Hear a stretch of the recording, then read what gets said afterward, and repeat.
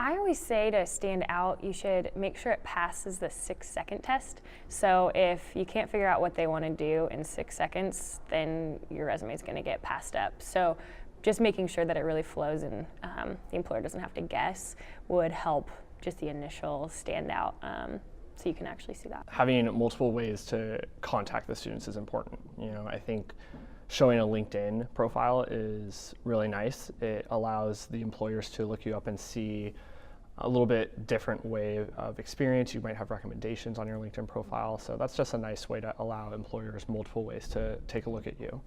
And then also having, again, listing relevant experience is important, but making sure your resume just is organized and makes sense. It should tell a story. There shouldn't be any major things that stand out or any major questions. If you have a gap between any education and you maybe worked, list that.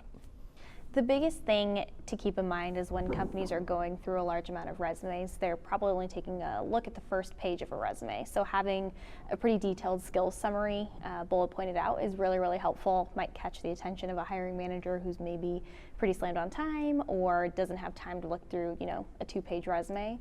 So I think that's been extremely helpful and what I've seen success in. So maybe detailing out, software proficiencies or skills, extracurricular activities even, and things like that is really helpful.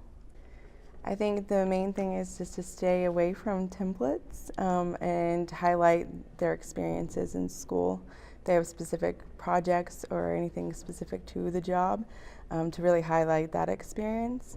If you created your own template, it kind of takes away from that canned look and kind of stands out from everybody else. I would say one of the biggest things to add to their resumes is their leadership roles on campus, any volunteer experience they have, and making sure that you're listing all of your awards that you've received throughout your entire college education. Write your resume for the company you're applying for. So if you're applying for a sales position, highlight that sales experience.